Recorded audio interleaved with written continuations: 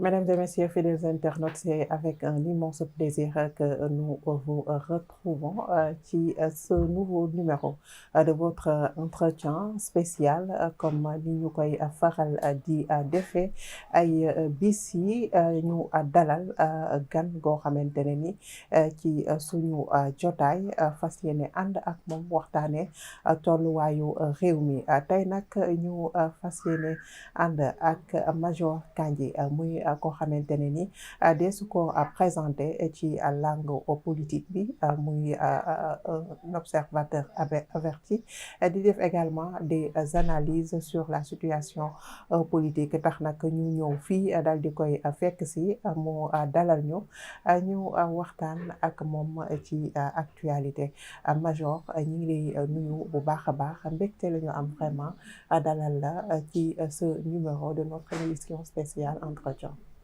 Merci beaucoup Anna je remercie aussi ñi nga àndal di nuyu sénégalais yëpp di kontaan ci ñëw bi ngeen ñëw fii pour ñu def benn entretien. léegi la présentation Major Kandji cadre APR maintenant cadre APR avéré et établi. mais comme ni nga ko waxee rek réew mi dafa toll foo xam ne il faut ñuy wax tout le temps. ñëpp di wax quoi. Ça permet à beaucoup de personnes de comprendre et que nous invitons les Sénégalais à comprendre et à accepter de comprendre. xam nga li gën a bon ci réew mooy nga nekk ci benn situation boo xam ne yow da lay wóor ne li ngay wax ak li ngay def ak li ngay jàppale li ngay def yëpp affaire naafeq la. Effectivement. mais pour un intérêt crypto personnel wala farfarloo. ba bu juree moom këpp sa kaw. bu këppoo sa kaw après tu n'auras plus d'argument parce que kenn dootu fi nekk di wax. ku nekk da ngay seet nooy sauver sa bopp. loolu mooy réew. faut tout le temps faire attention et de préserver la cohésion nationale, l'état de droit. Voilà, c'est ça. D'accord. Alors mi ngi noonu moom la ñu fas yéene àndal waxtaan nag ci ay ponk yu bari yu tënku ci actualité lu ci mel ni cette crise bi nga xamante ne nii ñu ngi koy dund au sommet de l'État mu soxal nag ñaar ñi nga xamante ne nii ñoo nekk ca bopp ba di le président de la République Bassirou Diomaye Diakhar Faye ak ki nga xamante ne nii moo di Elimaanu jëwriñ yi di Ousmane Sonko lu mooy loolu daañu dikk également ci l'affaire Jérôme Bandiaky daañu wax également ci li nga xamante ne ni moom mooy duggam ci Alliance pour la République ndem foofu la ñuy tàmbalee sax ndax daanaka introduire nañu ko ba pare Major nga ñu ràññee la bu baax a baax ci li nga xamante ne ni mooy analyse politique nga dugg fan yi ñu génn ci parti bi di Alliance pour la République lan moo tax parmi tous les partis politiques yi nekk ci biir réew mi formation politique yi fi nekk yëpp nga choisir l'Alliance pour la République fas yéene militer ci boobu les partis. parce que xam nga am politique c'est une idéologie. Sénégal yi dañuy dugg ci parti politique chaque fois dañuy calculer rek li ñu leen di nommer ëllëg li ñu ciy am ëllëg ak li ñuy nekk ëllëg. c'est ce qui a fait que réew mi ngay gis ay ce qu'on appelait la théorie de la transhumance li ko daan indi mooy à la recherche du gain facile. les Sénégalais dañuy adhérer ci benn parti soit pour yàqal nit wala venger nit wala pour am dara mais du idéologie du projet bu ñu leen di poser du dara. D'accord. xam nga Sénégal c'est très simple. Macky Sall depuis 2019 il n'a pas pu presque normalement gérer le pays. À cause de cette position là que nous ont amené les membres de l'autre côté. Depuis 2020-21 à partir de 2021 dañu commencé sax far di dégrader le pays yàq li fi nekk. yàq désordre bi préoccuper les institutions étatiques ci yeneen domaines yoo xam ne gâchis la mooy les forces de sécurité de défense aux dépenses de l'argent pour rien pour les contenir. Et finalement ils sont même amenés de dégrader le pays. Mais néanmoins le président Macky Sall a fait de la résilience pour s'en sortir. Et cette résilience a fallu a nécessité quand même l'apport de beaucoup de moyens et beaucoup de fonds. mooy tax sax ngay dégg ne ñu naan ay dette ceci dette Modou dette déterminée dette nangam li ko indi loolu la. parce que il fallait chercher des moyens additionnels. pour que l'énergie ne s'estompe pas parce que la Sénélec était dégradée. pour que les fonctionnaires perçoivent leur salaire parce qu'il y avait plus même possibilité de recouvrer des rentes. au niveau de l'État du Sénégal.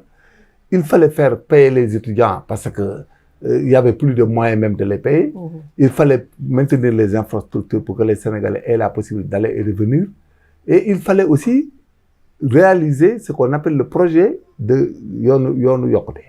Et ce qu'il a fait, et il l'a fait d'une manière prompte, d'une manière lisible et crédible. D'accord. Et à la lecture des partis, on sait que c'est des partis qui n'est rien d'autre qu'un conglomérat en quelque sorte, parce que c'est des gens à la recherche de la pitance, comme le disait un philosophe, que l'inoptocratie, c'est quelqu'un qui n'est pas capable d'assurer sa vie et de s'autosuffire et de vivre. Si wolof ci olof mooy inoptocratie mooy koo xam ne wóor na la yow ci àdduna bi nga nekk fi.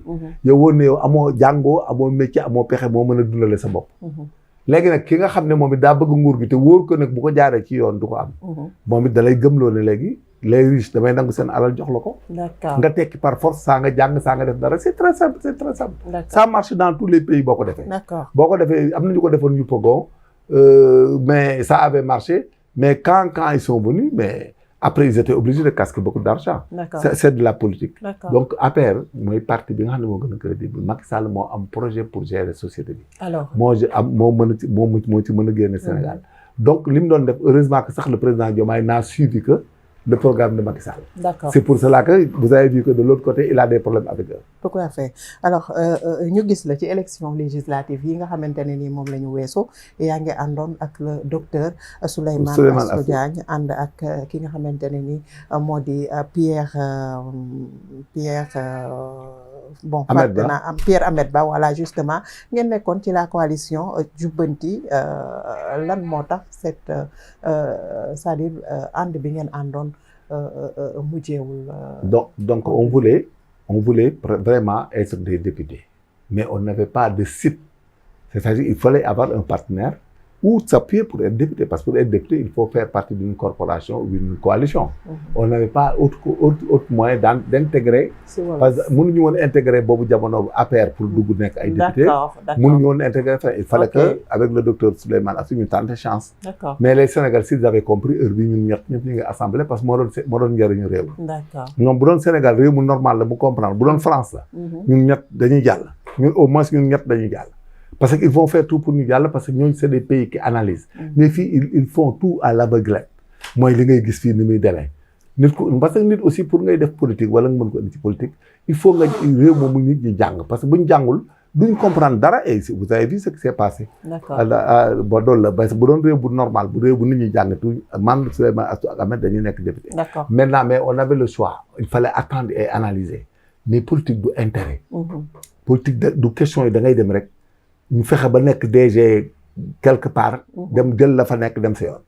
parce que foofu lañ toll ci Afrique ak ci Sénégal même particulièrement chacun day xool intérêt boo ko xoolee sax événement yi ni ñuy déroulé ak nit ñi ni ñuy noppee ak ni ñuy waxee nga xam ne léegi njariñ loolu mooy justifier peut-être situation bi nga xamante ne nii réew mi ngi ci. gisoo ko parce que généralement quand les gens viennent ce n'est pas pour défendre les intérêts de la population sénégalaise mais pour défendre des intérêts. moo tax même ñi leen di gouverner nii muy premier ministre même ak le président la ils auront des problèmes parce que ñi ñuy gérer nii fii la ñu koy commencer de comprendre parce que événement bu ndaw bi sax doo ci gis benn position. Ils auront quel genre de problème? non problème de répondant on les appelle des répondants en politique il faut nga am répondant. D'accord. Répondant mooy koo xam ne day mel ni majokaan nga dénk ko benn mission mu doxal la ko de A à Z di la rendre compte fidèlement gérer ko loyalement. Respecter les principes et respecter ce qu'on appelle la taxonomie mooy di nga xam ne fa la affaire bi war a jaar ba aboutir ak xam-xam. loolu mooy problème bi ku nekk sa bopp nga fi nekkal gisoo fan tout le monde s'est taire pourtant il devait avoir des opinions. Il devait aller faire des débats. Ça ne gis nga fi ne nii bu doon ci benn façon la ñëpp nga war a même buñ juboo ak ñàkk juboo ci am. ñëpp nga war a dàq. parce que jëluñu responsabilité arbitraire li nga daan wax ci presse bi nañ dem wax ci presse bi mais dañoo waroon dem def ay débat convaincre génn coaliser wu ñoom seen biir taxaw àndandoo seen biir jël benn position bu dee dañoo ñeme mais président li nga def ñun neexuñu camarade parce que ay camarades de parti lañ. boobu y avait deux régimes juridiques à gérer. Soit dañ ko doon gérer comme parti wala état ñoom nag buñ s'ils étaient intelligents. dañuy génn ñoom coaliser wu ànd ñoom ñëpp DG yeeg leader yeeg ñëpp def affaire camarade. ne notre camarade duñu wax sax président dañ naan notre camarade le président Diomaye notre camarade de premier ministre def dara moo lay wane ne Sénégal amul ay responsable yu taxaw li moo la koy wan. D'accord. waaw parce que crise bu amee entre deux membres d'une corporation politique. bu amee crise normalement gis nga ñoom Abdou Khadre Cissokho depuis longtemps ñoom Mbaye Ndiaye ba tey noonu la léeg-léeg nga dégg dara yëngu mais dañuy dem taxaw waxtaan seen biir dem de gérer ko seen bopp taxaw. D'accord léegi selon yow lan moo nekk à l'origine de cette crise bi nga xamante ne ni aujourd'hui ñu ngi koy dund au sommet de l'État entre le président de la République et le premier ministre. D'aucuns diront peut-être waruñu ko jëlee ci angle boobu parce que là on parle d'État et ci l'autre côté dañuy wax waxu parti mais on ne peut pas ne pas l'interpréter ainsi parce que mën na nekk loo xamante ne ni dafay dem ba affecter li nga xamante ne ni mooy la bonne marche du pays. Lan selon yow moom moo nekk à l'origine de cette dualité. gis nga ce qui liy ñëw moo gën a garaaw liñ toll. déet waay. li ma bu non mais il faut nga jàng nit jàng psychologie ñoom parti Pastef veulent pas que Diomaye se présente en 2029 et ils veulent qu'il abdique ne du présenter wu ba pare di préparer nu ñu ko remplacer sur le plan de fait comme de droit c'est-à-dire de droit pour justice bi kenn du entraver leur candidat. De fait, il faut mettre sur le plan, sur le terrain et tout des dispositions et mettre en place un dispositif boo xam ne day war a ne waa ji mooy ñëw ce qui n'est pas bon dans un pays normal parce que là ça arrête tout même les bailleurs de fonds ceux qui travaillent c'est de l'instabilité. Léegi nag li seen problème mooy ñoom du ñu déclarer jamais ne Diomaye va se présenter en 2029 bu ñu ko déclarer wax ñu jeex da ngay gis ku nekk xam fi ngay taxaw. D'accord. Mais duñ ko def.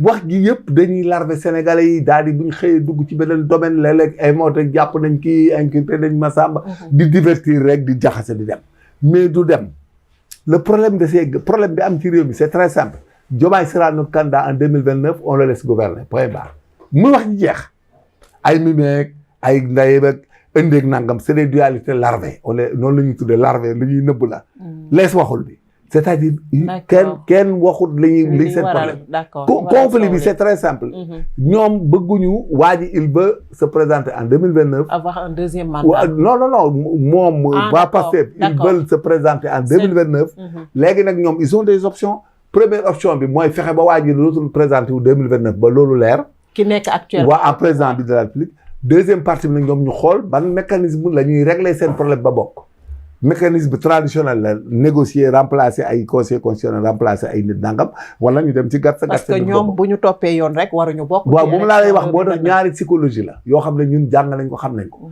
bi njëkk mooy mu am ay médiation am ay magistrats yu ñu changé ay def une alchimie de procédure ba ñoom ñu mën a bokk. beneen bi nag bu loolu yëpp échecgee ñu dem ci gàtt bi. C'est ce qu'on appelle la violence. Ah oui, manifester dem opposition manifester.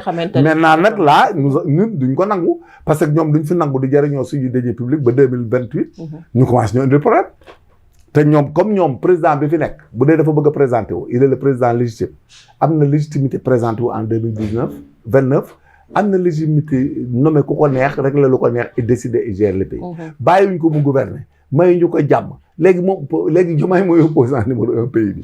mais finalement problème am na ñun duñ nangu ñoom ñu toog li ñuy jariñoo ba 2029 ñu opposé wu ak réew mi. ñun ñu problème utilise suñuy moyen ba 2029 après ñu songuñu. di opposé wu ak ñun wala di conquérir pouvoir bi à part. liñ mën a d'accord mooy ñun liñ mën a d'accord opposition biñ nag mën a d'accord ñun en tant que opposant mooy Diomaye est le président reconnu accepté par eux et qu'il le laisse se présenter en 2029 ñun ñu opposé wu ak Diomaye wala ñu dem affilié ak moom léegi nag c'est les hypothèses c'est très clair amul benn problème loolu rek la loolu leer na alors situation bi ñuy dund actuellement mën na nekk à l'origine d'une crise profonde yaa ngi koy wax tout à l'heure mën na tax ñi nga xamante ne ni ñoo di bailleurs yi daw réew mi nekk ci instabilité mais qu'est-ce qu'il faut justement pour éviter que lu mel noonu am ci réew mi. C'est l'autorité il faut affirmer l'autorité du président de la République. Du président de la République. Il n'a qu'à nommer son premier ministre qui l'arrange parce que bu sentiment bi mooy problème am. léegi nag moom na jël risque bu dee waaj da ko arrangé boo wër ne mën na koo commander mën na koo gérer mën na defar politique am. c'est assez risqué péril na ko fi bàyyi. léegi nag moom bu dee nag vraiment am na benn solution wala préférence. amul benn sentiment bu koy tenir. il faut qu'il change les gens qu'il les commande ferme. parce que moom mooy président de la République c'est lui notre âme moom mooy suñu âme mooy suñu dund moo ñuy gérer parce que si le déstabiliser réew mi déstabiliser nous tous nous serons déstabilisés. Parce que nous avons des étudiants qui doivent aller à l'école dans les universités tout de suite. Nous avons ay baykat yi bay ba pare gerte gi ñu war ko régler. Nous avons ñoo xam dañoo diplômé pare génn il faut des bailleurs de fonds des investissements au Sénégal pour ñu liggéey. Mais fi ne tout est arrêté. Koo waxal mu ragal leel ku ñëw daan la waa mais major. Mais man je règle avec des gens à l'extérieur par le biais de mes neveux ak yooyu yoo xam ne ay cadres lañ ils sont des experts à l'extérieur. dañuy am na ñu indi woon temps yi mais Jean-Baptiste rek lañ ko wàccee rek liñ yàq rek xamuñu ko ñoom. Jean-Baptiste Tine. bi mu ko wàccee. ñun liñ doon régler foofu ak li gars yi naroon régler Sénégal man waroon naa sax dem États-Unis pour ñu wut ay avion laser yoo xam ne bu guddi boo sàccee bétail ñu gis ko ci guddi dañuy naaw tiim àll bi gis ko. ak le vol de bétail li muy def ci réew mais bien sûr mais ñëpp a ñibbi heure bi waroon dama fekk Louisiane mais je te dis ñëpp a yeewu bu seeni kaaka parce que ñoom déjà ñu ngi doon wax ak Jean-Baptiste Tine di jéem a régler ak ministère de l'intérieur mais jékki-jékki bruit yi am damay wàcce kii deful justice fii deful dangam fële ñu yeewu suba teel ñoom ñu doon wax ak ñoom ñu ne ko réel li di wàcc keneen ko bees ñëw mais naka la ñuy continuer du dem ça ne peut plus aller parce que nit ki doo jël say fukki milliards 100 milliards ay 200 milliards seen bi nga di ko dugal foo xamul ci loo xam ne instabilité ay gars yu mën a jóg fi di toj dëkk bi kayit yi lakk comme ni kayit université lakk woon mais loolu risque la actuellement ni ñu ngi wax ni di wax rek mais Sénégal amul problème bi c'est eux instabilité bi am ci réew mi opposition indiwu ko armée indiwu ko magistrat indiwu ko police indiwu ko. D'accord. Instabilité bi c'est eux. Alors ñu gis également de vives réactions yoo xamante ne ni ñu ngi koy nemmeeku si la toile venant de la part des responsables du parti PASTEF ñuy contester les décisions yi nga xamante ne ni le président de la République jël na ko gis nañu ay honorables députés ay directeurs généraux yoo xamante ne ni ñu ngi wone carrément ni que décision yi président wala boog seen camarade de parti jël ànduñu ci. Alors loolu polémique bi mu suscité nan la ñu war a mën a def justement pour génn lu ni mel parce que dafa mel ni l'image du président de la République est cornée. Non man le président Diomaye n'est plus leur kii politique c'est leur opposant. déet waay. non maa la wax loolu bu ko xamee ak bu ko xamul ñoom wane nañ seen bopp par rapport ak Diomaye boo bëggee dégg rek ñoom dañoo waroon am courage dem opposé wu. bàyyi Diomaye président wala Diomaye seet bu muy def. mais ñoom ils ne veulent pas de lui c'est clair et précis. ñoom wax nañ ko ba mu leer xam nga aussi dëgg di ko wax dafa baax. ñoom Diomaye bu amee ay mbokk wala am ay analyste wala ñu ànd ne Diomaye kay il n'est pas préféré là-bas. Diomaye a le droit maintenant nag d'animer son Diomaye président ku bëgg ñu ànd ak moom ku bëggul dem feneen. mais ñoom nee nañu Diomaye amul droit jël ay décisions par rapport ak la coalition Diomaye président. non ban Diomaye coalition Diomaye moo ko moom. bañ nañ ko ba juridiquement papier bi ñu defaree ci coalition Diomaye du papier Pastef. papier Diouf la. beneen parti politique la mu yeneen deux partis pour qu'on fasse une coalition. parce que période boobu Pastef. mais n'existait pas. D'accord. et puis lépp feeñ na parce que ñoom même administration lañ bëggoon. léegi nag xam nga wax baaxul ku wax rek weeru bu yàgg ñu xam la léegi xam nañ ne Diomaye dañ ko doon nax noonu rek pour éliminer ko jël Habib Sy. far Diomaye ëpp leen bopp ëpp leen étoile jël nguur gi mais léegi lépp feeñ na moo indi sentiment bi. moo indi sentiment de rejet bi moo indi jalousie bi xam nga jalousie mooy indi hypocrisie doo ko considérer parce que finalement ils se disent que Diomaye bi boo ko bàyyee mu gouverner normal ñun avantage yi ñu bëgg mënoon am duñ ko am fi ñu bëgg liñ bëgg a def duñ ko def maintenant nag il n'est pas question que ñoom ñu nekk ay opposants di contester président de la République ba pare di utiliser suñuy moyens ak notre budget parce que loolu c'est risqué dans un état koo xam ne yow gëmul sa politique gëmu la te dafa prétendre ne yow tu dois la et puis xam nga le droit juridique le droit d'un président de la République au Sénégal mooy 2 mandats donc toute personne boo xam ne yàlla indi na la ba nga nekk président de la République du Sénégal la logique des choses jusqu'à preuve du contraire mooy ngay am 2 mandats am na pays yoo xam ne sax dañ koy sàmm comme États-Unis ak yooyu pour que nit ki di toog quoi pour l'instabilité du pays l'économiquement et la personne def ay gymnastique def ay alliance yoo xam ne da ngay dugalaale ñeneen ñi calmer tout le monde quoi dañ koy def léegi nag ñoom comme ñoom ñoo opposé wu ci élan bi nga xam ne moom le président Diomaye war na am ñoom ñoo koy entraver pour mu affirmer wu ñoo koy entraver pour mu mettre en place sa propre politique ñoom ñoo koy entraver pour mu jël les personnes compétentes dans ce pays ñoom ñoo koy entraver pour mu jël de bons conseils chez Macky Sall et utiliser son expérience et ses relations internationales pour mu régler suñu problème mais s'il y a un frein ñoom la donc solution bi mooy Diomaye mooy jël responsabilité sanctionner les manquements et se débarrasser de tout ce qui est gênant. Voilà le terme entre guillemets mooy débarrasser tout ce qui est gênant tu t'en débarrasses. Bon cela veut tout dire da ngay xool ni nga xam ne noonu ngay defee réew mi. noonu nga koy régler ressources humaines yi nga war a utiliser programme gouvernemental bi nga war a def.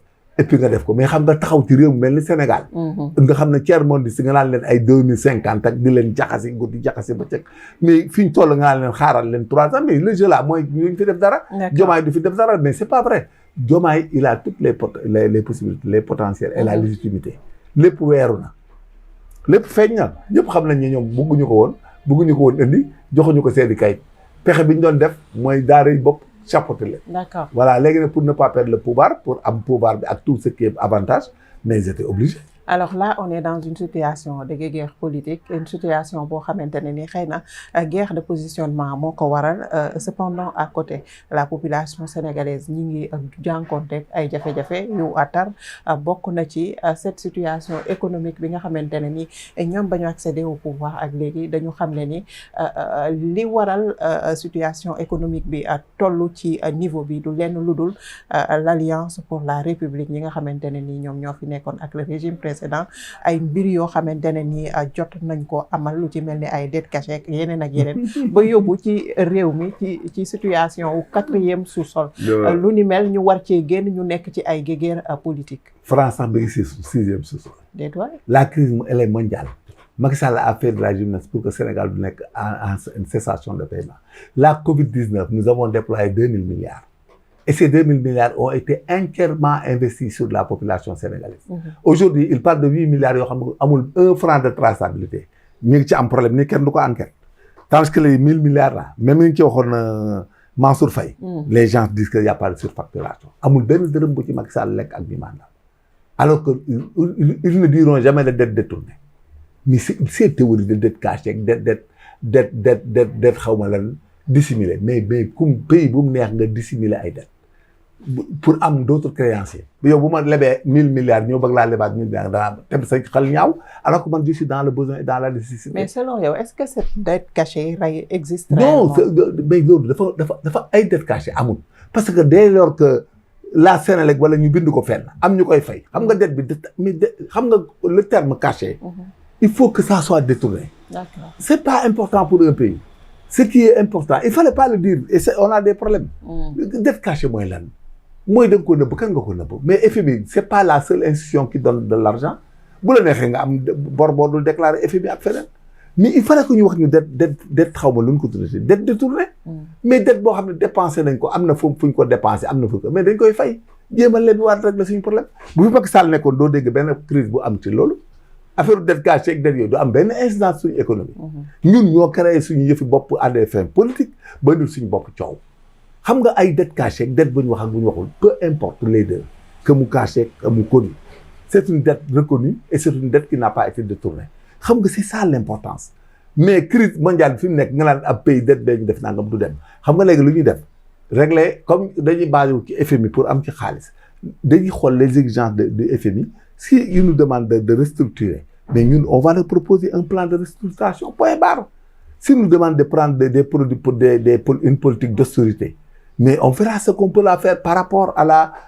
la situation bu réew mi fi ñu toll ci alal quoi.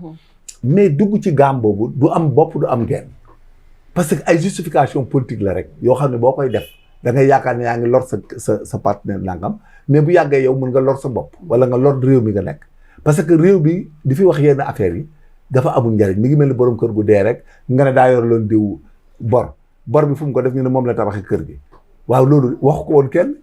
mais kooku ban problème lay am après. kenn du dingat bor bi il faut ñu dingat ko pour mu am problème il faut que ñu état bi ne man bor bi kon amut binduma ko aw ma ko. mais buñ ko bindee ci livre yi ak fu ñu ko mën a bind buñ ko waxul ñenn nag yooyu c'est pas important.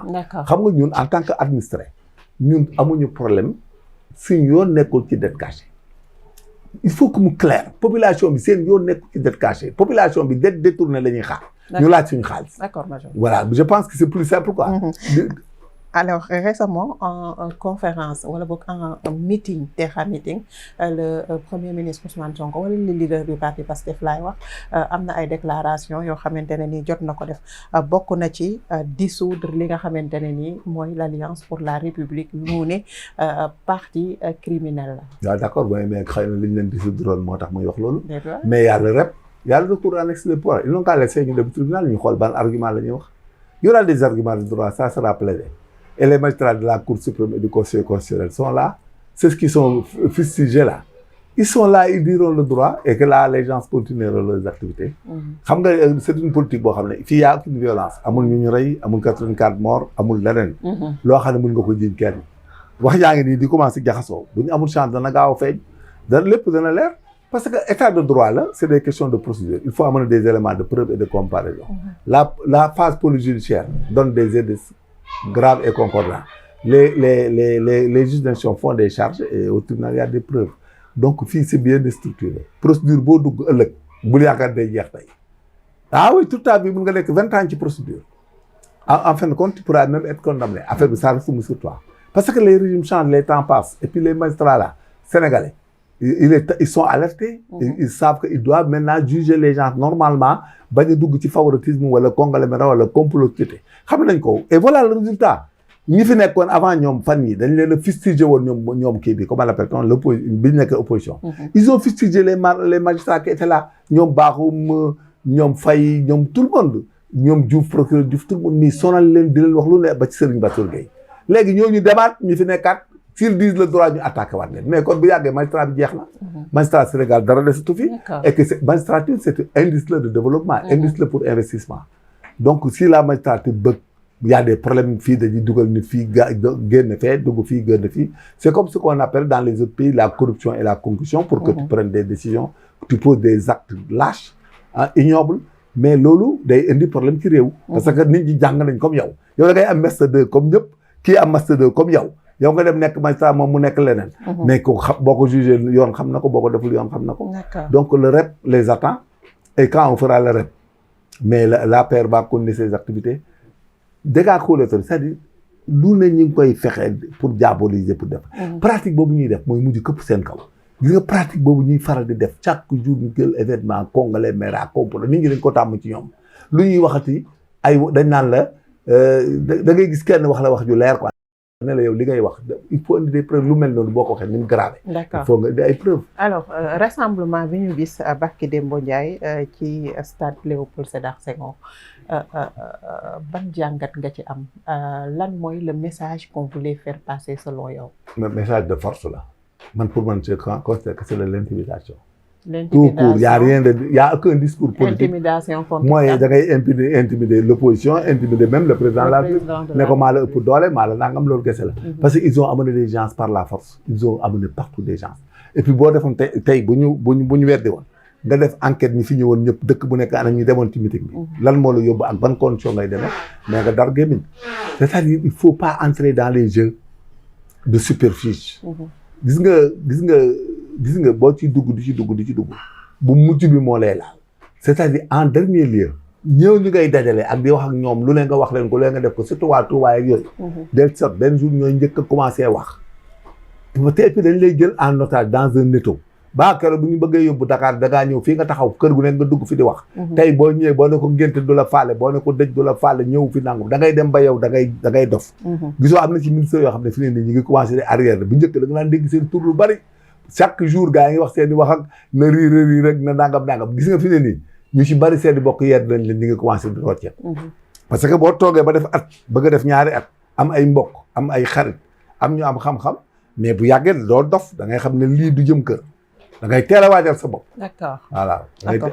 Alors ñu gis ne également récemment le président de la République su ma juumulee vendredi bi passé recevoir na président du conseil constitutionnel ñu dal di waxtaan ci ay mbir yu bari lu ci mel ni passer en revue les réformes yi nga xamante ne ni war na ñëw am ñu gis ne ci cette audience ni que dañu nekk ci waajtaayu élection présidentielle 2029 naka nga jàngatee audience boobu diggante président de la République ak bu conseil constitutionnel. xam nga gars yi xamuñu comment fonctionne un état quoi moo la ñuy wax loolu gis nga kooku ça entre dans le calendrier tout court gis nga li président di wax ak président conseil constitutionnel di ko régler ak moom di ko régler ak ministre de la justice yooyu c'est par des correspondances et par des écrits par des recommandations par des souhaits quoi mais kooku ça entre dans le calendrier normal c'est des audiences obligatoires yoo xam ne le président de la République annuellement doit recevoir une fois le président du conseil constitutionnel doit recevoir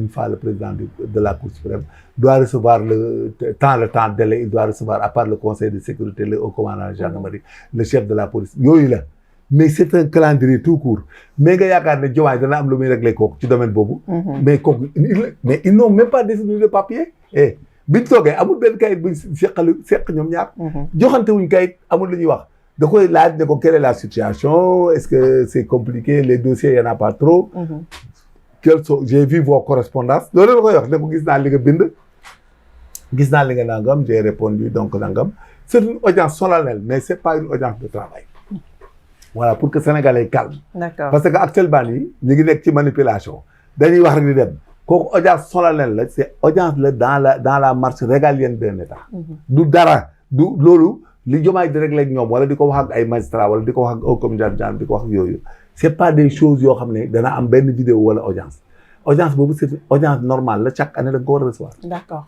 alors major bu ñu delluwaatee ba tey ci teexa meeting bi parmi les déclarations yi nga xamante ne ni dégg nañu mu am ci foofu ba tey gis nañu le leader du parti Pastef ba tey membre de ce gouvernement am koo xamante ne ni daf ko joxoñ baaxaamu tuuma bi mu ko waxee nag xel yépp dem ci Abdourahmane Diouf parce que moom la ñu mutee jëlee ko ci benn ministère yóbbu ko ci beneen ministère ce qu'on appelle la relation de cause à effet mu wax ni dafa am ay soupçons yoo xamante ne ni moom la ñu am ci moom loolu moo tax ñu jëlee ko bërëb sàngam yóbbu ko bërëb sàngam mais li nit ñi di laajte jamono ji mooy ndax boo njoxtee nit ci ay mbir yoo xamante ne ni jaarul yoon da nga ko war a déplacer wala da nga ko war a jëlee totalement fa nga xamante ne non bu ko njortee en tant que premier ministre moom waru ko woon sax déplacer bu dee li mu waxoon am na njort da ko waroon enquête aussitôt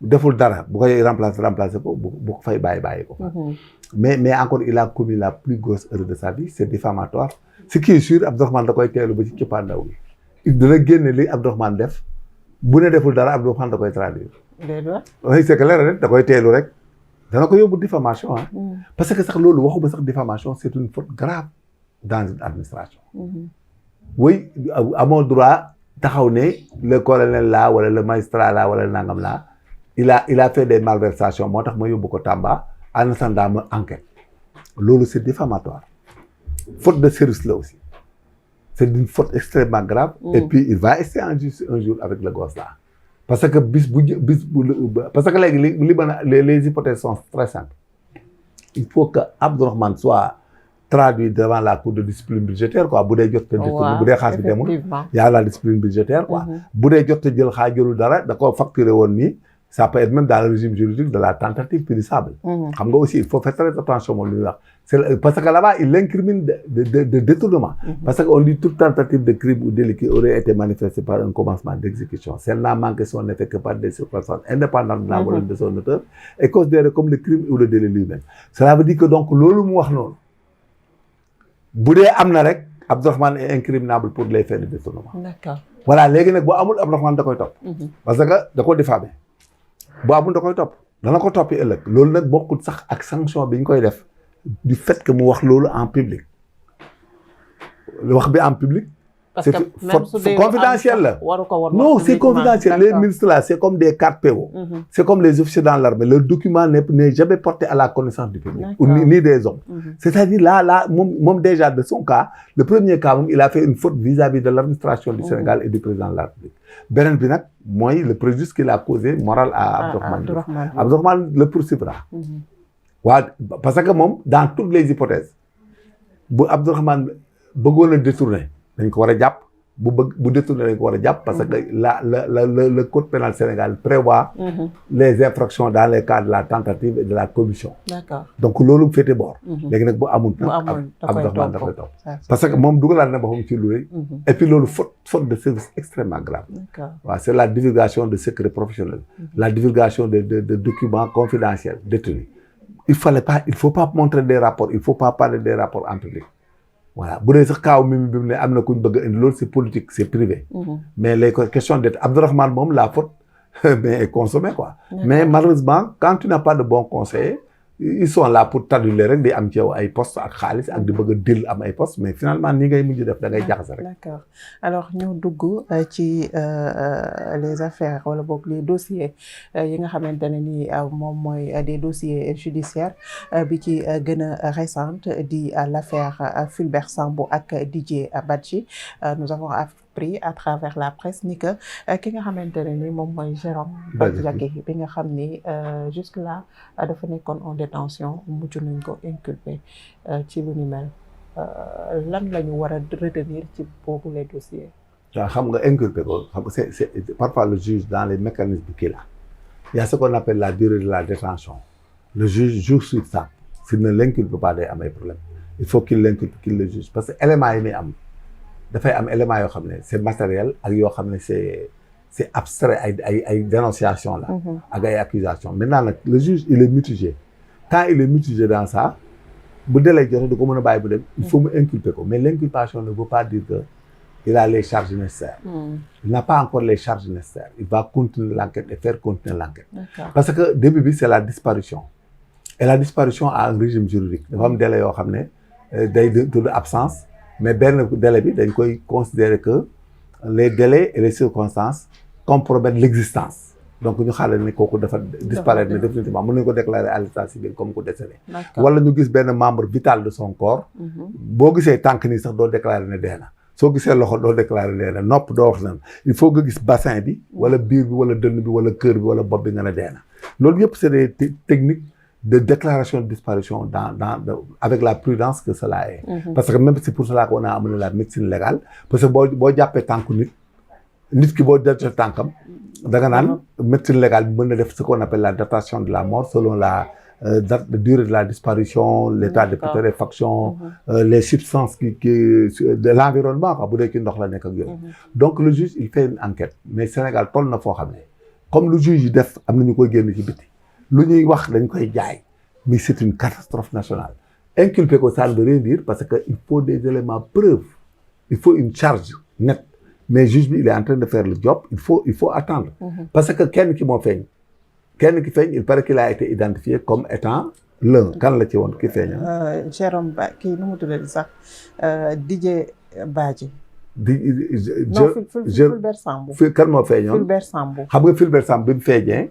il fallait que l'autopsie soit faite mais il paraîtrait qu'on n'a pas fait l'autopsie vu l'état de putréfaction dañu laa dégg loolu laa dégg mais autopsie est possible dans tous les corps déjà loolu rëcc na c'est déjà foutu parce que xamul tax man en tant que parce que man je parle et parce que j'ai la qualité et le droit d'en parler je suis expert en identification option médecine légale police technique et scientifique option biologie moléculaire tout il fallait faire une ponction et enlever le bol alimentaire nit mënta lap ta du naan ndox loolu lay erreur il fallait faire une ponction sur le ventre pour génner des substances sur le bol alimentaire et voir les poumons même boo ponctionné da ngay am et quand tu as ça tu as la capacité de la présence de liquide boobu mooy liquide fi mu labee et tu fais la recherche de diatomée par chromatographie en phase gazeuse ou en couche mince c'est malheureusement c'est une technique elle est apprise et elle est existante même s'il le faut on amène les produits à l'extubateur on fait la chromatographie c'est-à-dire loolu heure la parce que bu dee nit ki dañ ko soupçonné lap tu visites le corps tu n'as pas vu de plaie traumatique tu n'as rien vu il fallait le faire mais parce que da nga koy congeler non c'est dommage qu'on n'était pas là c'est dommage tu congèles le corps ba mu dëgër nga autopsie ko léegi yenn partie nga xam day congeler même baax bi boo dindee ci bol alimentaire bi une partie tu mets ça dans des vacuotunères EDTA c'est des vacuotunères imbibés d'acide diaminotétroacétique moom la ñuy jàppale des EDTA moom ngay def substance yi nga yóbbu ko day feeñ d'accord cœur bi ak poumon yi fa nga ko fekk ci biir da nga mën a jël ci poumon bi là tu pourras rechercher des diatomées léegi en même temps quand tu le congèles tu pourras trouver ce qu'on appelle les traumatismes osseux yax bu damm wala nangam wala bal wala dara là-bas donc parce que comme géej gi la woon yow la recherche c'est la recherche de diatomées par rapport ak zone bi mu labee. boo jëlee ci ndox mi fi mu labee fi ñu la supposé fa la labee. nga jël ci ndox moomu nga analyser ko trouver ay diatomènes. nga dem ci beneen ndox trouver ay diatomènes léegi nag boo demee ba trouver ci biir corps bi des diatomènes de l'eau d'océan quoi. tu recherches les diatomènes tu les trouves. Si tu trouves pas de diatomènes l'immersion la présence de la personne dans l'eau est antemertum. D'accord. C'est-à-dire et postmertum. C'est-à-dire dafa dee ñu def ko ci ndox. D'accord. y a antemertum et postmertum. C'est-à-dire non mais c'est dommage on n'est pas dans les affaires. C'est dommage qu'on ne peut pas le régler dans ce pays parce que jusqu'à présent problème boobu la ñu. Tout à fait. Ils ont des problèmes de technique d'investigation. Ça ne devait pas avoir de problème. On devait être sûr qu'il est mort dans l'eau, qu'il est présent dans l'eau d'une manière ante ou post. Parce que aussi ñun ñoo ci am problème parce que nous les enquêteurs avec les médecins légistes et même les procureurs là il faut que ñu coordonner xam naka la ñuy defee investigation. Mais est-ce que le Sénégal a un dispositif? Non mais on avait le dispositif mais man à l'époque boo dama daan dem autopsie j'ai trouvé des gars yu ñu accusé woon fekk rey ñu xale bi. am na benn accident bu amoon waa ji xale bi da koo laal mais malheureusement xale bi mu ko laal dafa daanu rek entrecôte bi dagg def xam nga entrecôte xale bu jeex ndeysaan daan ommat yaay ji mu yelwaan dafa chétif jànq la woon mais bi mu daanoo fii moo xottee ko dafa dagg fii mais dagg bi ñu dem Dantec di hospitaliser ko amul ay moyens à l'époque c'était pas comme ça. D'accord. Léegi la plaie a suturé parce que amutoon antibiotique on l'a pas mis sous tulle gras mooy tulle gras à l'huile de foie de morue def ko sous antibiotique et puis piqûre ko antibiotique. ak pénicilline 3 xaw ma nañu ko tuddee.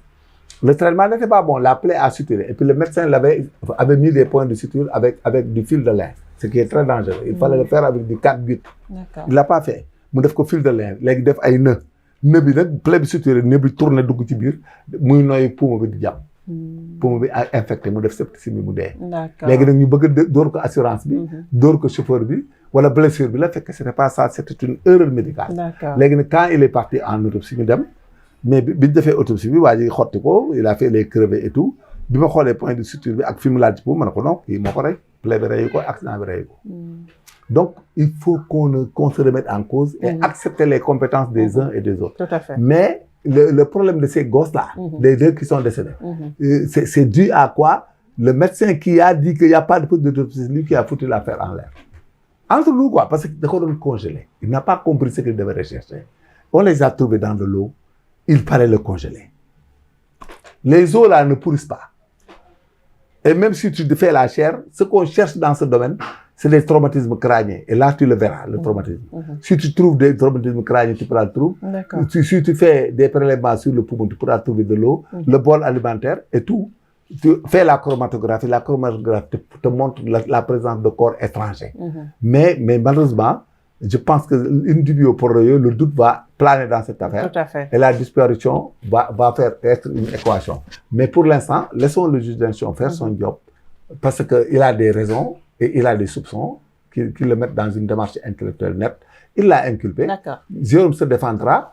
Et il y aura des recoupements dans tout et au fur et à mesure, la vérité dina génn. Affaire Fulbert Sambou ak Didier Badji enquête bay wëyandi fii ak ay bis wala ay weer yi ñu jëm. Dina ñu ci am lu leer comme ni mu ko waxee une autre affaire judiciaire qui a été au cœur des débats kii bu nekk ba tey au cœur des débats mën nañ ko wax muy l'affaire Madiambal Diagne bi nga xamante ne ni fi mu ne nii dañ ko considérer comme un fugitif donc ci dossier boo xamante ne ni nee nañu ay transaction bu CENTIF jébbal pôle judiciaire financier ñu war ci mener ay enquête mu génn réew mi ci génn réew mi gis nañu décision yi nga xamante ne ni le ministère de l'intérieur jël na ko relever de leur fonction ay ñi nga xamante ne ni moo nekkoon chef bu brigade bu aéroport ak DIC lu ni mel naka nga ko jàngatee balaa ñuy dugg ci procédure d'extradition bi. Non pour commissaire DIC ak aéroport ba lan lay am xam nga c'est très simple l'aéroport reçoit des oppositions de sortie et d'entrée du territoire mais il semblerait qu'il n'avait pas ça ñoom ñoo soupçonné le gars rek il a maille à partir avec l'État et ils ont rendu compte de compte rendu en compte rendu xam naa on a dû leur dire qu'ils ne sortent pas. D'accord. Voilà loolu la demee mais les policiers connaissent le job quand il y a une opposition de sortie. boo ñëwee ñoom dañ koy am seen ordinateur yi d'office doo def benn formalité romb donc loolu bref l'histoire des policiers et des gendarmes c'est une affaire de commandement d'aménagement de calme de machin. J'ai compris quoi on a été victime de ça parce que ñun amoon na ci cas ak Djiboka quand Djiboka a créé un parti politique dafa dem Matam di meeting mais Abdou Diouf ne du meeting fenn Djiboka est intelligent dem dugg ci benn kër meeting CB bi ba ko boobu temps ñun rek ñoo nekkoon Matam y avait pas de police le commandant de brigade en bon gendarme en bon enquêteur ñu dugg seen kër def seeni réunion mais waa ji ne de ko ci mbedd bi def dara même le préfet mais commandant brigade bi daal di arrêté moom def ci dara mais bi mu réunion ba timis rek état bi yëg ko Abdou Diouf yëg ko daal di nekk dans tous ses gongs mais le CB à 1h du matin presque indi nañ ko Dakar à l'époque quoi pour vous montrer que l'histoire politique du Sénégal a été animée et parsemée par des événements politiques nee naa la CB bi ay 1h 2h du matin man maa ko xaar état major GT man la 1h ba je pense que 19h commandant compagnie bi dañ ne ko jëlal sa bagage wut camion et tout et tu viens à Dakar tu viens tout de suite à Dakar CB bi dafa ñëw Dakar mais booba temps nous avons de grands officiers qui sont très intelligents ils n'ont rien dit dañoo bàyyi waa ji ñëw comme tey jii ma bu ñëw oto bi ci terrain footballu Kazem Samba Diéry Diallo lañ taxawal oto bi ak bagage yi le gars ñëw ak bagage yi ñëw ci bureau yi ñëw toog mu ñëwee officier bi fa nekkoon officier boo xam ne moom faalewul ay politique wala yooyu moom il était pas politique il est honnête il est très rigoureux mu ñëw ne ko vous n'avez rien fait mais c'est des politiciens et autres ce que vous avez fait ne les plaise pas et tout ceci voilà bu restez à l'état-major GT ñu wutal ko kër frontière ñu délogé xaw ma kan lañ délogé frontière rapidement ñu yóbbu ko frontière mu ñëw toog suñu bureau man maa ko doon gérer après on lui a donné la brigade de Mbacké mais si wax ci jeex il faut être intelligent en police gendarmerie mais ce qui s'est passé il y a pas de faute erreur bi ñu demee nag mooy Madiambal Diagne bi nga xamee ne ñoom dañ ko jox convocation le lendemain bi ñëwul il devait faire la procédure normalement def la recherche def PV mais il devait jamais envoyer de mandat d'arrêt international parce que déjà ñoom dans les infractions financières ñoom li ñu jël ci Madiambal Diagne presque moo ëpp li nga koy toppee te y a des complices et des co-auteurs si l'infraction existe il fallait être intelligent de ne jamais l'externaliser parce que ils l'ont donné une connotation politique et voilà la suite des événements des bourdelats et autres mais je le dis ça m'aurait étonné qu'une juridiction étrangère qui respecte les principes de droits humains ramène Madiambal Diagne au Sénégal ça m'aurait étonné parce que quand tu fais une procédure en interne xam nga y a deux hypothèses dans la poursuite et dans la gestion du droit et dans la résolution des infractions à la loi pénale il y a des infractions commises au Sénégal ou commises à l'extérieur wala la personne commet une infraction fii comme Madiambal Diagne dem France la législation française il faut qu'elle prévoie d'abord que ce que Madiambal Diagne a fait est une infraction pénale Madiambal Diagne la rétrocession et la rétrocommission est interdite loolu dañ koy tere suñu maas gi ñun nga xam dañ doon nekk ay fonctionnaires ay gradés wala ay ministres wala ay nangam ñun lañ koy tere mais Madiambal Diagne est un privé qui peut être dans le rapportage d'affaires buñ ko wax jaaree ci yoon rapportage d'affaires la c'est d'accord parti am nga ci droit c'est pas interdit maanaam c'est pas interdit man la World Trade Center la bi mu daanoo man bu doon daanuwul heure bi du ma woon nekk genre ba nga may fekk fii may nekk major parce que j'avais abonné 20 milliards ak samay copains avocats ak ay nekk États-Unis ñu bëggoon def benn hôpital de convalescence pour les Américains à Lompoul nga xam ne bateau day ñëw directement avion yi di fa wàcc je te jure ma ne la avion yi dañ doon wàcc Lompoul bateau yi di ñëw tous les convalescents américains à l'époque dañ doon ñëw foofu c'était calculé c'est en face des États-Unis nga xam ne avion bi du jaar fenn day dem ñëwaat parce que ils avaient la menace terroriste ils voulaient le faire imagine man boobu temps bu ñu ko defoon man sama commission moo ko jëloon et puis ils allaient me donner tout le service de sécurité d'entretien et nangam donc voilà c'est des rapportages d'affaires surtout nag quand c'est fait par une société dûment établie yow une société dûment établie qui donne des commissions d'affaires à un privé da nga ciy def attention gis nga affaire Madiambal ça va nous créer des problèmes ça va diffamer notre pays ça va décrédibiliser certaines de nos autorités et ça va nous distraire et nous occuper pendant longtemps et ça va nous amener des problèmes même avec des dégâts collatéraux alors que ces genres de poursuites là il faut les faire avec des mécanismes munoo nekk rek fenn nga bind rek daan ma aanami kat am na tey jënd na fi or jënd na fi dangam mais lu ne nga jëñ bu yàggee juge yi dañuy aane maar parce que mënuñu nekk chaque jour di mandat dépôt di mandat nangam ci yoo xam ne dañu woon ne lii c'est pas du droit pur et dur. C'est illogique. Madiambal Diagne est un privé. Madiambal Diagne s'il fait des entretiens des machins mais ceux qui ont décaissé accepté le consentement de la victime dans certaines hypothèses rend l'acte licite et conforme de droit. On ne peut pas avoir un état ak administration bu normal ñuy décaisser xaalis nga di ko jiñ ay privé. Non, il faut qu'on soit sérieux dans ce domaine. Non, il faut qu'on soit limpide. Mënuñu accepter ñu am état normal am ministère des finances avec ses démembrements les impôts et domaines le trésor public et tout ñu yore nos fonds et tout ñu di leen ay kayit dûment établi vérifié et contrôlé et ba pare yow au lieu nga dem ñu def ay contrôle wala def dara daal da ñoom ils ont fait des décaissements injustifiés de non nga fekk benn homme d'affaires nga ne ko li nga jëlee trésor mais non mais c'est du n'importe quoi loolu la ñu war a arrêter xam nga lu mu def loolu boo ko defee kenn dootul business Sénégal. D'accord. Alors dans cette affaire-là Madiambal Diagne nekkul la seule personne bi nga xamante ne ni xëy na ñu ngi koy topp gis nañu ni soxnaam mi ngi ñëw denc ci kaso bi doomam ak sëriñam lu ni mel nan la mën a jur Major. Non droit bi la morale de droit le refuse d'habitude. On dit que là en matière de complicité ak yooyu en matière de femme mère parce que l'auteur principal a autorité sur eux. Il peut leur dire de faire et ils vont faire.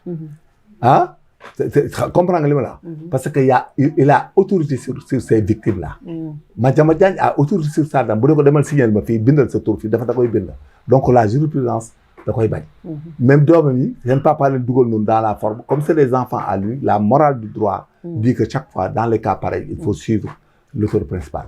Mais doo jël ay secrétaire am ak surtout nag jabar ak doom loolu dans la morale du droit boo ci duggee ëllëg dana defaat revoir bi ñu këpp sa kaw yàlla tere bu ci kenn amee benn problème ci kaso bi dana mujj continuer dana mujj indi problème parce que xam nga man sama soxna si mën na ko ay kaay signal ba fii mu ne lan du laaj sax lan la sama jabar moo ko woon léegi ne ko signal du laaj lan la sama doom kaay dafa am loo may signal moo wax mën na ko dafa am lu may régler signal day signé même j'ai des gosses qui sont hommes de tenue gendarme ay des cadres ailleurs mais su ma leen woon tey nee na booy signal leen ma fii papa lan laa lay signé rek la ñuy wax signal la donc il faut que ñu ànd ak suñu xel ak suñu sago parce que réew di ko gérer du ay caaxaan ay technique la pour nga mën a gérer Pointe Albanie benn sénégalais dem ba Fongolimbi ci frontière bi gérer leen kooku ay technique la ah oui ay technique la boo duggee ci yenn affaires yi moo tax gis nga situation yi ñu demee nii képp ko yaakaar ne bu ñu rectifié waaw tout président Diomaye jël ay responsable gérer waat réew mi des mains de maître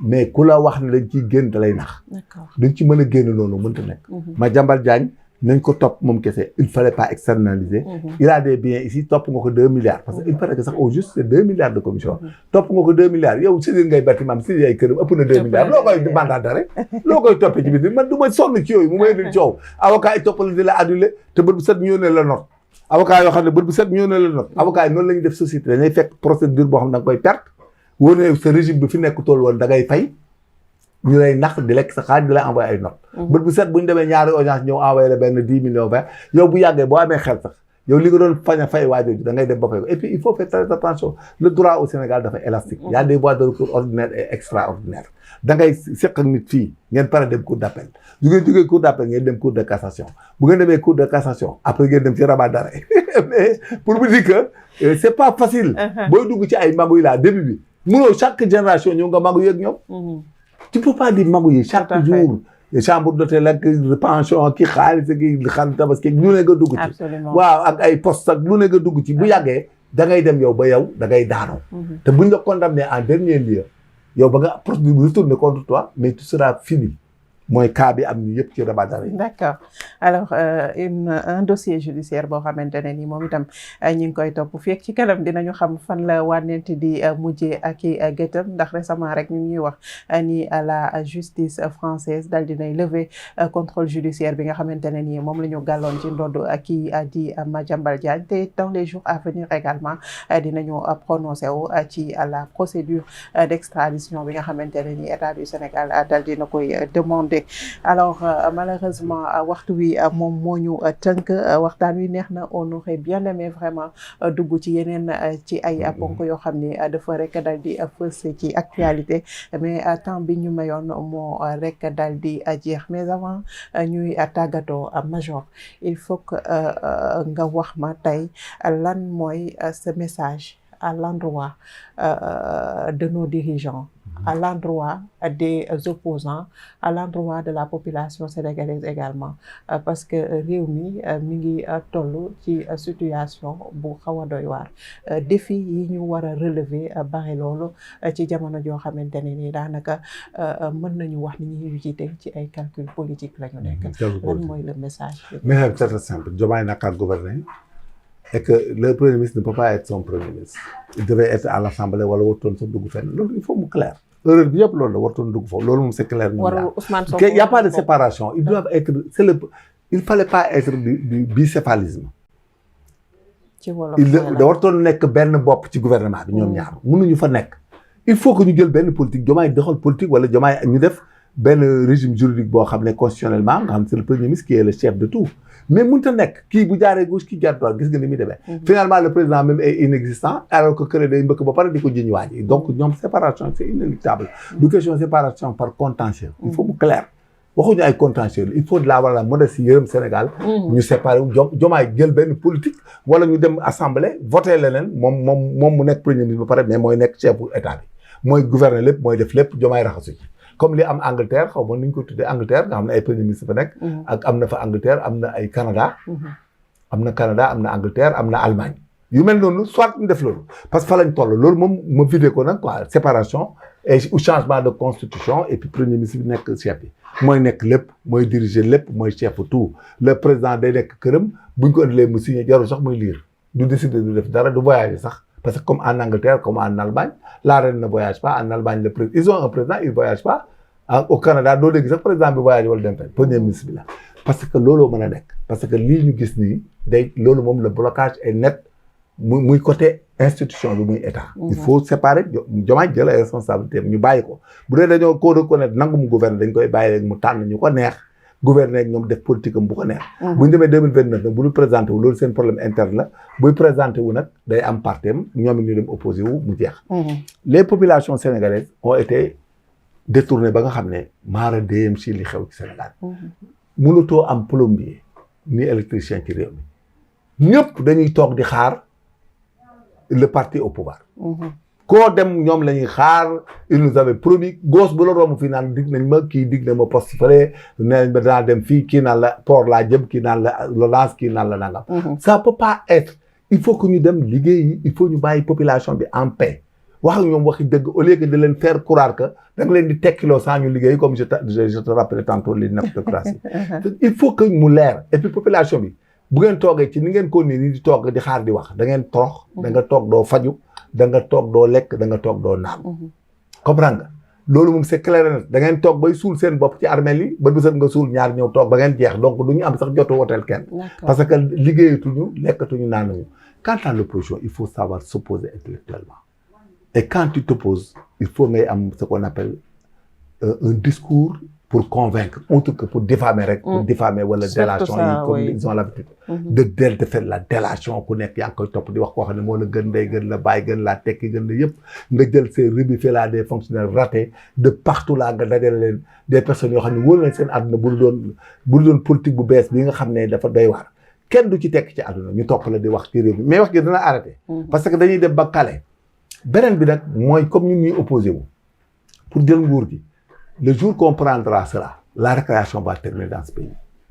Ah oui, sur tous les plans, les fonctionnaires, les businessmen et tout. Parce que les histoires d'illégalité et autres là, tous ceux qui ont été auteurs seront sanctionnés. Parce que képp ku jël xaalis état di ko joxe.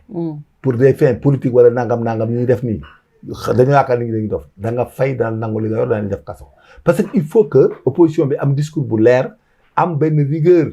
dans son comportement wax ak nit ñu normal ni pour ñu yor réew bi mënuñu yor réew moo xam ne ay instituteurs dañuy nekk ay instituteurs divisionnaires mais c'est de la lâcheté bay retraité il faut qu'on arrête le président Macky Sall avait tout le programme mais ils l'ont pas laissé économiquement ni rien pour s'organiser parce que depuis nee naa 2020 lañ ko sëkkatal muy régler lu ñuy dundee lu ñuy naan et puis les projets qu'il avait mis en place il fallait xool BRT bi lu ñu ci waxul amul regarde le BRT man léegi bu jógee Fass di aye si fii damay fay 500 lay fay ñëw ba sama buntu kër wàcc sama beneen buntu kër climatisé toog mais fii luñ ci waxul amul ana terre bi terre bi luñ ci waxul amul où sont les universités de Amadou Mahtar Mbow où est l'université où sont les stades là On est en train de faire des JO. Si Macky Sall n'avait pas fait ça, on aurait emprunté 50 à 100 milliards, à 200 milliards pour faire ces stades. Le basket et tout ça. La gendarmerie et la police ont recruté des milliers de personnes. On a recruté avec Macky Sall, la gendarmerie et la police ont recruté chacune plus de 10 000 hommes à Macky Sall. Nous avons connu des équipements énormes. Yoo xam ne équipements modernes qui nous permettent de défendre le pays. Boo demee boori Kidira ak Kédougou da ngay fekk des garcis là-bas avec des investissements de haut niveau. Fii actuellement nii la police et la gendarmerie s'autogèrent presque à la limite par leurs relations internationales parce que c'est des officiers honnêtes, des gens qui ont la conscience et qui ont l'éducation d'éthique dans la gendarmerie, dans la police et surtout dans l'armée. Ñoo xam ne gëm nañ ne dañoo war a def lu baax moo tax boo demee dans les casernes militaires actuellement tu vois le changement. La modernisation, la modernité. C'est boo demee gendarmerie gis nga Moussa Fall li mu fi def kenn mësu koo def ci gendarmerie. bi mu ñëwee il l'a fait, il a construit, il a tout fait pour nous. Donc bref, cette opposition-là, il faut qu'elle soit une opposition bien organisée. Et il faut pas que vous allez en mouton de Panurge. Ku nekk yaakaar ne mën nga tekki mën nga jël réew mi c'est pas vrai. Il faut s'organiser, se regrouper, aller voir la population. Il faut se regrouper d'abord, se hiérarchiser et diviser les fonctions et les rôles. Et après, à l'issue, il faut aller convaincre la population. Pas les convaincre, mais les conscientiser pour ñu xam ne jeu bi ñu dugg du dem. D'accord. Voilà. Donc, et à l'issue, prendre le pays, et quand tu prendras le pays, tu vas l'assainir. Il faut assainir tout. Le discours public doit arrêter. La transparence dans la gestion des choses doit se faire et que nous avons le droit d'aller demander de l'argent, d'emprunter de l'argent pour développer le pays et faire fonctionner les institutions étatiques. Jërëjëf. Voilà. Merci beaucoup. Leer na Alioune Kandji ñu gën ko xam ci Major Kandji moom la ñu doon dalal ci ce numéro de votre entretien spécial ñu rafetlu bu baax a baax recevoir bi ñu recevoir fii ci këram rafetlu itam jotaayu waxtaan bi nga xamante ne ni sekk nañ ko ñu koy jaajëfal bu baax a baax ci disponibilité mais également ci argument yu am solo yi nga xamante ne ni becc na ko Major ñu ngi lay remercier bu baax a baax. Je rappelle par la même occasion que vous êtes cadre ci formation politique bi di Alliance pour la République ñu jaajëfal la bàyyi la rapidement nga tàggatoo. Non, nous tàggatoo et puis tàggatoo bi nag ça sera politique quoi. À mon image et au vu de l'estime que ñu nit ñi seetaan télé di am ci man. Je vous demande de me rejoindre à l'APR, à l'Alliance pour la République. Et que ce qui est évident, nous en faisons partie ki lañ bokk. ki la ñuy bokk ëllëg. te ëllëg ñun ñooy défendre seen intérêt. Et on le mettra en application parce que ku xam président Macky Sall xam ne. C'est la pyramide de Maslow qui l'intéresse. C'est la satisfaction des besoins physiologiques des populations. fa lañ jëm amuñu ku ñuy bàyyi nag amuñu benn alliance bu ñuy refuser. ku ñëw bokk. voilà ku ñëw bokk waxuñu sax ay kuy fayoo kuy naqaru non dañoo bëgg koo xam ne sa souci mooy Sénégal baax Sénégal calme Sénégal développé. ñun am nañ moyens yi am nañ idées yi am nañ expérience bi am nañ relation yi. pour que lépp sotti lii ñuy wax yëpp ay détails la ay xaalis yi ñuy wax nii. xaalis nit a koy defar. waaw lijjantigul dara ci ñun. waaw mu clair lijjantigul dara. leer na waaw donc loolu leer na. jërëjëf Major Kandji ñu ngi lay jaajëfal bu baax a baax ñu ngi leen di jaajëfal yéen itam ami internaute ak ñi nga xamante ne ni ñoom la ñu àndal ci liggéey bi muy nos vaillants techniciens xam ne bu dul woon ak ñoom image yu jekk yi ak li nga xamante ne ni moo di son bu net bi duñu ko doon am. ñu ngi leen di jaajëfal bu baax a baax ci liggéey bu am solo bi ñuy amal yéen itam ñu ngi leen di jaajëfal di leen wax ni wéy leen di topp suñu ay programme ci DBC TV la télévision au service du peuple jaa ngeen jëf